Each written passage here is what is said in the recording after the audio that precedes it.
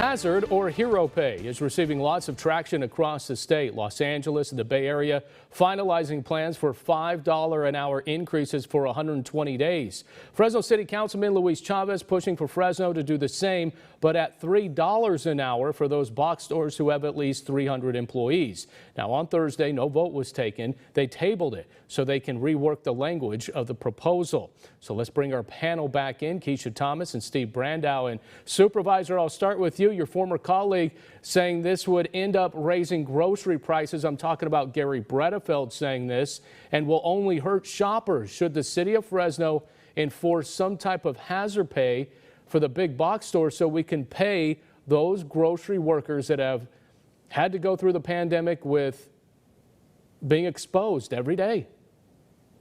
Yeah, Alex, and Luis Chavez, who's bringing this forward, is another good friend of mine. But I think really it is wrong on so many different levels to begin the process of paying certain small segments of our society hazard pay, to try to determine who is more essential than another essential worker. It's like George Orwell wrote in Animal Farm, all animals are equal, but some animals are more equal than others.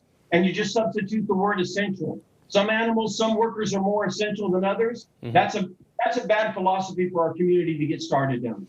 Keisha, I'll get your thoughts on it as well. Take it a little step further. Mayor Jerry Dyer was not in favor of the written language of the proposal by Luis Chavez. So he does want to see a resolution, and they're waiting to see what Luis comes up with. But what's your thoughts on this?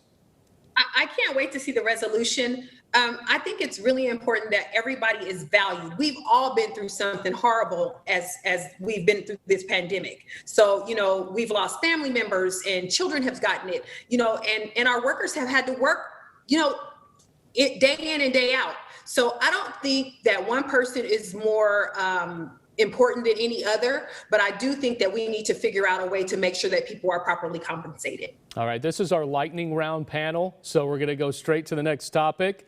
How about this? Governor Greg Abbott of Texas, as you know, along with Mississippi, they lifted their state mandate for face masks. This has been a hot debate ever since all of this started with the pandemic. Governor Newsom saying in a tweet, absolutely reckless, and then doubling down this week saying, don't wear one mask, wear two. So which state has it right? Steve, I'll start with you. Is it Texas or California?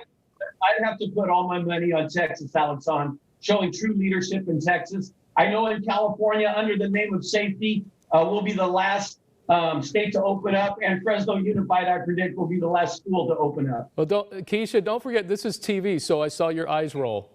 Are you? I don't care. Are you shooting shots at me, Mr. Brandow? So listen, here's the thing.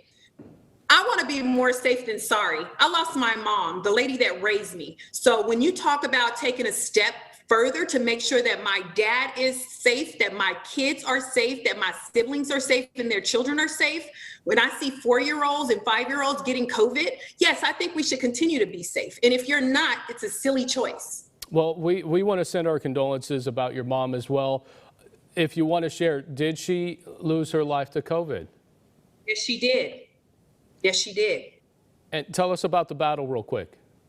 It was a terrible battle because we hadn't seen my mom since January 8th, and she passed on the 31st, and we couldn't have her funeral until my birthday on the 23rd. So, the only lady that has known me and been a part of my life for the last 47 years is gone. Mm-hmm. So it was a very... Keisha, we send our condolences, and not to make light of the face mask situation, real quick, we got about 10 seconds each here. Should California end the face mask by the end of the year? Is there a timeline or no timeline? I don't think that there should be a timeline. I think we need to make sure that the numbers are decreasing and people are buying into getting the Moderna or the Pfizer. We need to get the vaccine and make sure that we vaccinated and we're not putting other people at harm.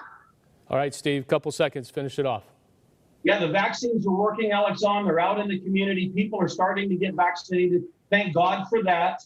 The numbers are going the right direction. We're going to be in the red tier soon. We need to open up businesses and stop the foolish mandates.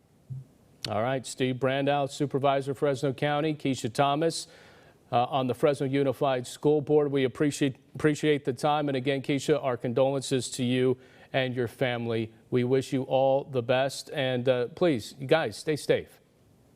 Thank you. Thanks, Alexon.